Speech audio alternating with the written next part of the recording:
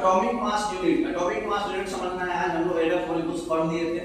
तो atomic mass unit क्या है? जैसे आप देखिए कोई भी चीज का वजन जो होता है हम लोग उसको सेपरेट पढ़ते हैं। जैसे कहने का मतलब 5 केजी है, 10 केजी है, 12 केजी है, 20 केजी है। तो ऐसा बार बार ना तोलना पड़े तो हिंदी में बोल देते हैं एक पसेरी में 5 केजी, है ना। तो उसी तरह से कार्बन 12 वाला, कार्बन का 2 आइसोटोप होता है, 12 का और 14 का। तो कार्बन जो 12 वाला आइसोटोप है उसका जितना मास होता है उसका 1/12 पार्ट। जैसे मान लो एक वाटरमेलन है, तो वाटरमेलन का 12 पार्ट कर दिए।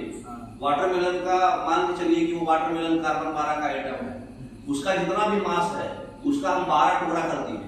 उसका जो 1 टुकड़ा है उसका जो मास है वही एग्जैक्ट 1 एटॉमिक मास यूनिट होता है। समझ में आ रहा बात? तो एटॉमिक मास यूनिट क्या होता है? जो कार्बन 12 आइसोटोप का जो मास है उसका 1/12 भाग जो होगा वो 1 एटॉमिक मास यूनिट होगा। ठीक है। तो एटॉमिक मास यूनिट को हम लोग AU से रिप्रेजेंट करते हैं या फिर खाली U से रिप्रेजेंट करते हैं। U मतलब यूनिफाइड मास। जैसे आपका सोडियम का एटॉमिक मास कितना है? 23, है ना। एक AU में कितना? अच्छा, उसको अगर ग्राम में कैलकुलेट किया गया है, कार्बन का ग्राम में पता है हमको कितना वजन होता है, उसका 1/12 पार्ट निकाल सकते हैं।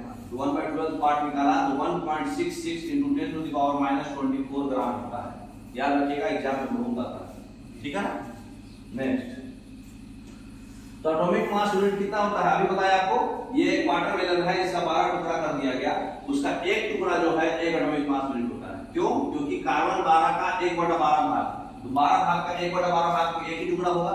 तो एक टुकड़ा, इसका जो वजन है इस खंभे का, मतलब इसमें से मान लीजिए ये वाटरमेलन था, इससे हम इसको निकाल दिए बाहर, जो खाने के लिए दिए 12 लोग, एक लोग को जो खाने के लिए दिए उसका वजन जो है वो हम 1 एटॉमिक मास यूनिट होता है। ठीक है। नेक्स्ट, तो एक क्वेश्चन दिया हुआ है, एक 1 atomic mass unit is the mass equal to exactly 1/12 mass of carbon 12 atom. सही बात है। Carbon 12 isotope was selected as standard, उसको स्टैंडर्ड दिया गया, ये भी सही बात है, लेकिन एक्सप्लेनेशन नहीं है, दोनों सही है ना। B option. नेक्स्ट, अच्छा, उसको एक्सप्लेनेशन भी दिया गया है क्योंकि वो रेफरेंस एलिमेंट है ना। रेफरेंस एलिमेंट दिया गया है क्योंकि वही स्टैंडर्ड है, इसलिए उसको ए ले लिया गया। ठीक है ना। Next, relative atomic mass. Relative atomic mass क्या होता है? एक ऐसा नंबर है जो एक्सप्रेस किया जाता है कि कितना टाइम एटम जो है, एलिमेंट जो है हेवियर है 1/12 से।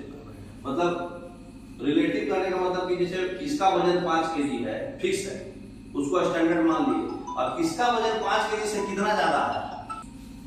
तो रिलेटिव एटॉमिक मास क्या है? जैसे कोई 5 केजी का स्टैंडर्ड वेट है, उससे ही कितना ज्यादा है, ये आप रिलेटिव बताएंगे, है ना।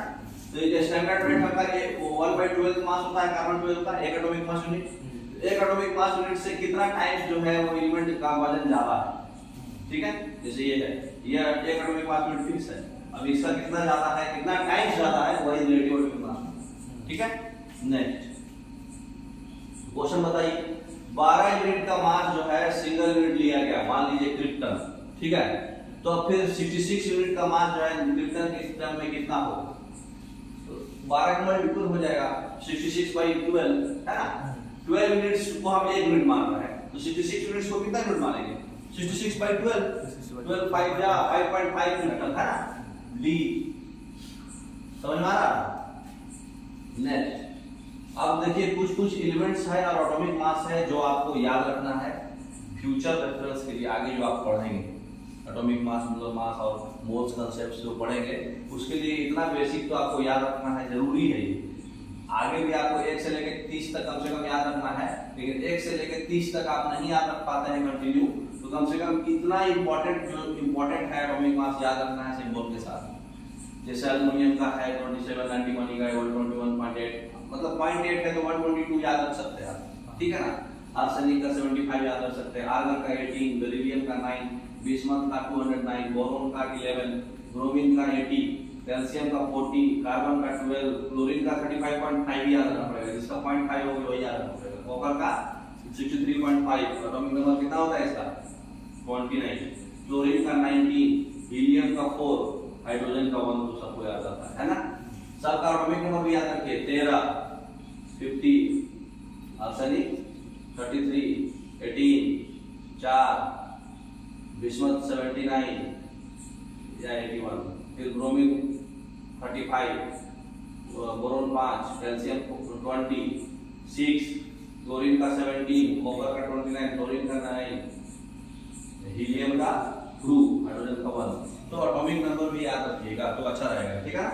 नेक्स्ट और भी है, तो आप ये चीज आप नोट्स में लिख लीजिएगा, याद कर लीजिएगा इसको हम क्या बताएं, है ना। अब है आइसोटोप्स, ठीक है। तो आज हम इतना ही पढ़ेंगे, इसको याद से रखिएगा, आपके लिए होमवर्क है, याद रखिएगा। Okay, thank you.